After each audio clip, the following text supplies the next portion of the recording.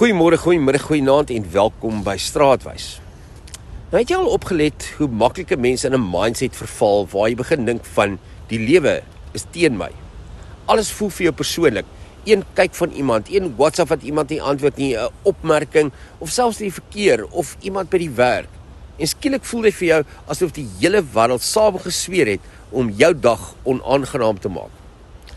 En die gevaar daarvan is, hoe langer jy daarin leef, hoe meer begin jy jouself sien as 'n slagoffer van alles en almal rondom jou. Daarmee sê ek nie dat mense jou nie kan seermaak nie, hulle doen. Die wêreld kan hard wees, verwerping sny diep en woorde los merke. En trauma is werklik. Maar daar's 'n fyn lyn tussen seer kry en om jou hele identiteit te bou rondom dit. Dis hoekom daai een beginsel uit the Four Agreements so ongelooflik kragtig is, wat sê, don't take anything personally. En dis ongelooflike wysheid. Want die waarheid is, min mense dink so baie aan jou, soos wat jy dink hulle doen. Niemand staan regtig in die oggend op en sê, weet jy wat nou, ons gaan vandag Dion se lewe onaangenaam maak nie. Mense is te besig met hulle eie storms, hulle eie vrese, hulle eie onsekerhede en hulle eie oorlewing. Daai ou wat kort af is met jou by die werk, miskien beklei hy net 'n groot drama by die huis met sy vrou.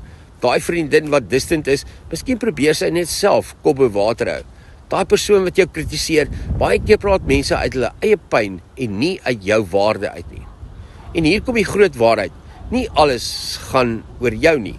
'n Vriendin van my wat 'n sielkundige is, het altyd gesê, as jy voel dat iemand jou lewe beheer, is dit jy wat die beheer weggee. Hoe diep is dit nou? Want kyk hoe baie van ons emosies word deur ander mense se gedrag beheer. Een boodskap kan jou dag maak of breek. Een opinie kan jou selfbeeld skud. Een rejection kan jou laat twyfel aan jou hele identiteit. Maar dis waar bewustheid inkom. Die oomblik wat jy begin besef, ek hoef nie elke energie in my gees in te laat nie. Daai is die oomblik wat jy begin om vry te word. Die Bybel sê in Spreuke 4 vers 23, bewaar jou hart meer as alles wat bewaar moet word. En dis nie swakheid nie, dis wysheid. Want mense gaan mense wees. Party gaan jou misverstaan. Party gaan jou hulle probleme op jou projekteer. Party gaan hulle pyn op jou wil uitgooi. Party gaan jou nie kies nie. Party gaan jou judge sonder om jou storie te ken.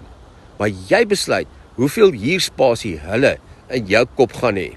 Dis amper soos die Oosterse wysheid wat leer, wat sê, jy kan nie altyd beheer wat rondom jou gebeur nie, maar jy kan beheer wat binne in jou gebeur.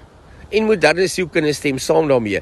Die grootste vorm van volwassenheid is nie om alles te beheer nie, dis om verantwoordelikheid te aanvaar vir wat jou reaksie rondom dit gaan wees. Want dis eintlik al wat jy regtig kan beheer, jou intensies, jou motiewe, jou reaksie, jou energie en jou hart, nie ander mense se nie.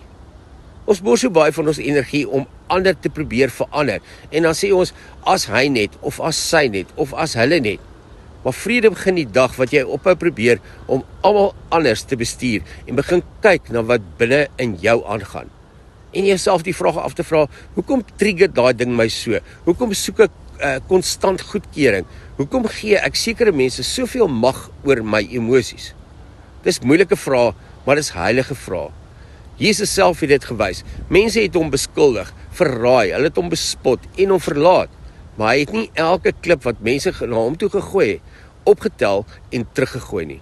Want ware krag lê nie daarin om alles terug te vat nie. Soms lê dit daarin om innerlik so geanker te wees, dat ander mense se storms jou nie meer ronddruk nie. En nee, dit beteken nie jy raak koud en emosieloos nie. Dit beteken net jy raak bewus. Bewus dat ander mense se gedrag baie keer hulle eie storie vertel en nie jou waarde hoef te bepaal nie. So dalk is die uitdaging nie om die hele wêreld reg te maak nie. Dalk is die uitdaging om jouself beter te verstaan, om eerlik te kyk na jou eie hart, jou eie motiewe, jou eie vrese en jou eie wonde, want dis waar vryheid begin. Die dag wat jy besef, nie alles is teen jou nie, nie alles is persoonlik nie, nie dat niemand jou vrede kan steel nie, tensy jy die sleutels daarvan aan hulle oorhandig. Ek hoop jou dag is lekker en tot ons weer saamstap. Mooi loop.